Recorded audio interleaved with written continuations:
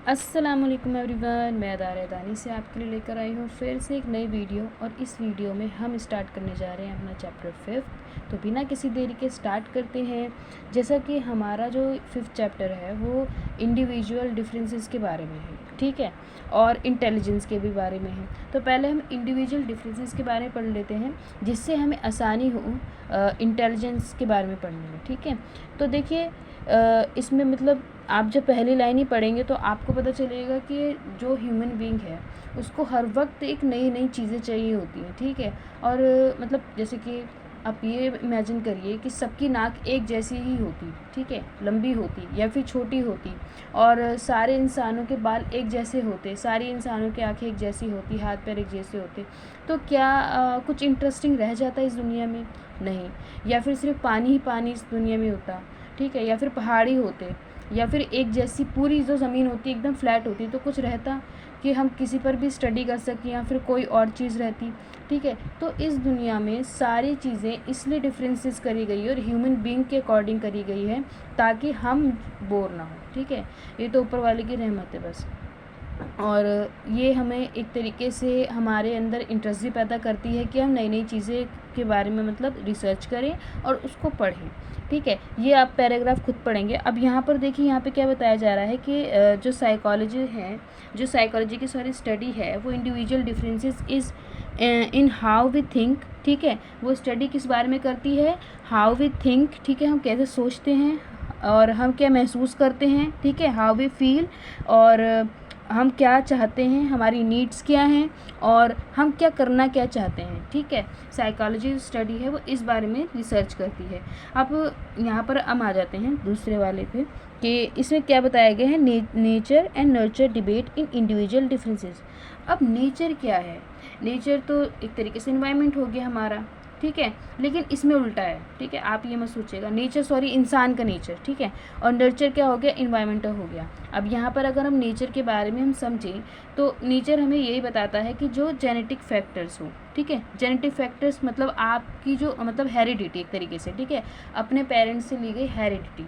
और नर्चर क्या हो गया? इन्वायरमेंटल फैक्टर्स हो गया, जो हम इन्वायरमेंट से सीखते हैं और उसको अब फिर अपनी ज़िंदगी में अप्लाई करते हैं, इम्प्लीमेंट करते हैं, ठीक है।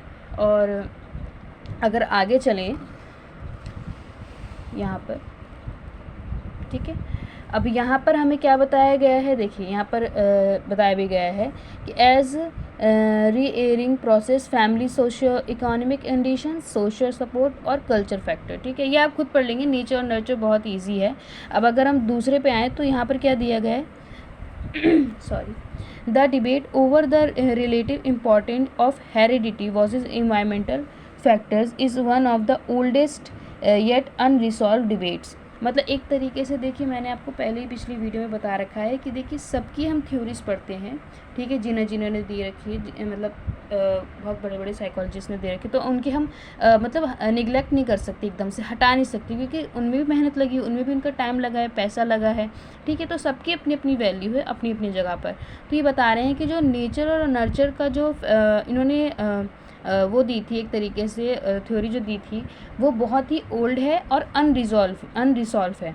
लेकिन आगे जब हम पढ़ेंगे ना तो इसमें ये भी बताया गया है कि इसकी भी इम्पॉर्टेंट है, ठीक है। तो चलिए पढ़ते हैं।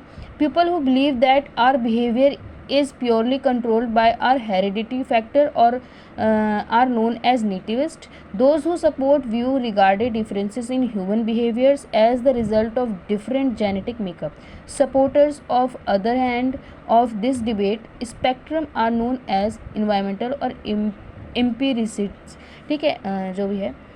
Advocates of this view believe that people differ from each other due to their experiences और environmental conditions। अब देखिए यहाँ पर हमें क्या समझ में आया है कि एक तरीके से इस जो मतलब नेचर और नर्चर है, इस डिबेट इसकी जो डिबेट है, ओल्ड डिबेट है, वो इसलिए है क्योंकि कुछ लोगों का कहना था कि जो हम सीखते हैं वो अपने एक्सपीरियंस से भी सीखते हैं, ठीक है। ज़रूरी नहीं है कि नेचर और नर्चर से ही हम सीखें।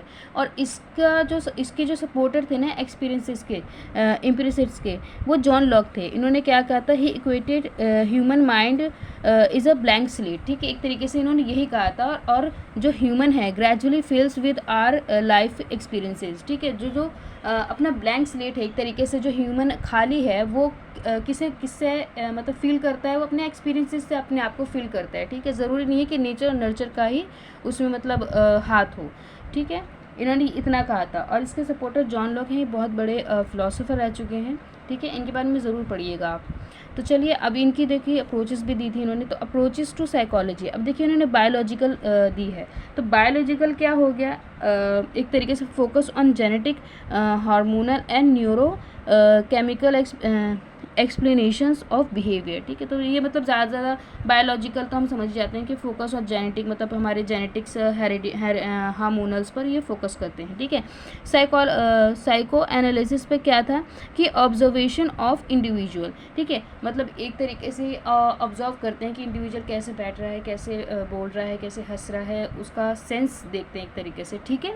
और कॉग्निटिव साइकोलॉजी में क्या होता है, innate mental structures such as क्या सेम्स और perceptions and memory and constantly changed by the environment, ठीक है। तो इनेट करते हैं मेंटल स्ट्रक्चर से, एक तरीके से मतलब सोचने का, समझने का तरीका, ठीक है। ह्यूमनिज्म ये क्या था, ये फ्री विल था, मतलब एक तरीके से आज़ादी दो, ठीक है। मैस्लो हायरार्की मैंने आपको पढ़ा रखा है पिछली वीडियोस में, तो उससे आप समझ में आ जाएगा आपको कि ह्यूमनिज्म क्या है, तो आप उसको भी देख सकते हैं। Maslow emphasise basics physical needs, ठीक है, कि ह्यूमन को मतलब एक तरीके से फ्री विल दी जाए कि वो अपनी बेसिक नीड्स को खुद फील कर सके, खुद समझ सके, क्योंकि ह्यूमन जो नेचर है वो इतना अंडरस्टैंडेबल तो अपने लिए होता ही है, ठीक है। अब बिहेवियरिज्म में हम देखते हैं तो all behaviour is learn from the environment through conditions, मतलब बिहेवियरिज्म क्या है, मतलब एक तरीके से हम दूसरों से तो सीख रहे हैं, ठीक है। बिहेवियर एक तरीके से ये तो थोड़ी ना है कि हम खुद ही से कुछ करने लग जाएं, हम पहले दूसरों को ऑब्जर्व करते हैं, देखते हैं, उसके बाद हम अपना मतलब एक तरीके से बिहेवियर को फिर इम्प्लीमेंट करते हैं, मतलब करने लग जाते हैं जो भी है, ठीक है।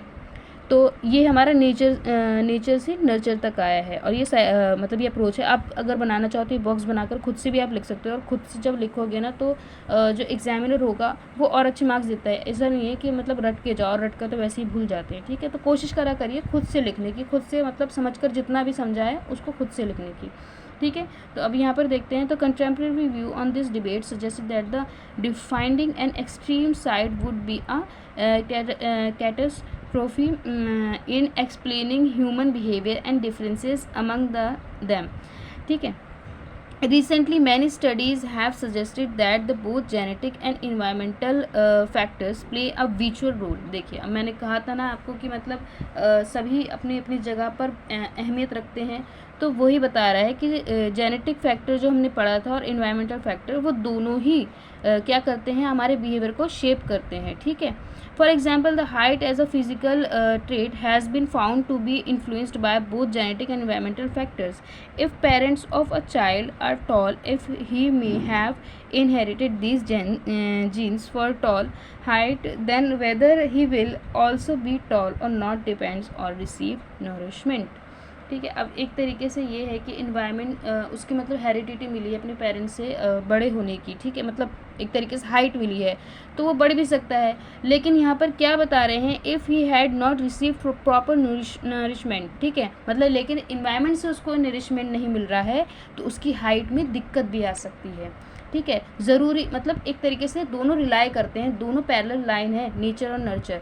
अगर हमें नेचर मतलब जैसे कि जेनेटिक फैक्टर से अगर हमें हाइट मिली है तो वो तो ठीक है, लेकिन अगर इन्वायरमेंट से वो चीज़ नहीं मिल रही, जैसे कि देखिए पोषण नहीं मिल रहा, मतलब खान पीन सही से नहीं हो रहा है, ठीक है, तो उससे हमारी जो हाइट है, मैं हाइट का एग्जांपल दे रही हूँ, ठीक है, हाइट है तो उससे आपकी हाइट में दिक्कत आ सकती है, यही बता रहे हैं, ठीक है। तो आगे देखते हैं। और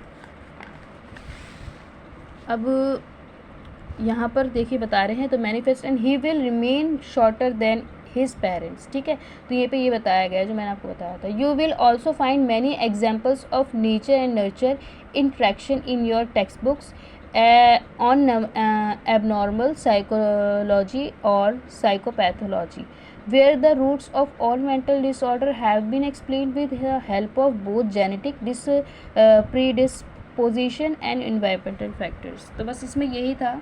ठीक है, एग्जाम्पल के तौर पे जो मैंने आपको बताया है। और मैं आप नई वीडियो में मिलूँगी, तो तब तक के लिए आप अपना ख्याल रखें और खुश रहें। ठीक है, खुश रहना हम ज़िंदगी में भूल गए तो खुद से तो सेटिस्फाइड रह रहे हैं, चाहे दूसरों को करें या ना करें। ठीक है, तो मिलते हैं नेक्स्ट वीडियो में, तब तक के लिए अल्लाह हाफिज़।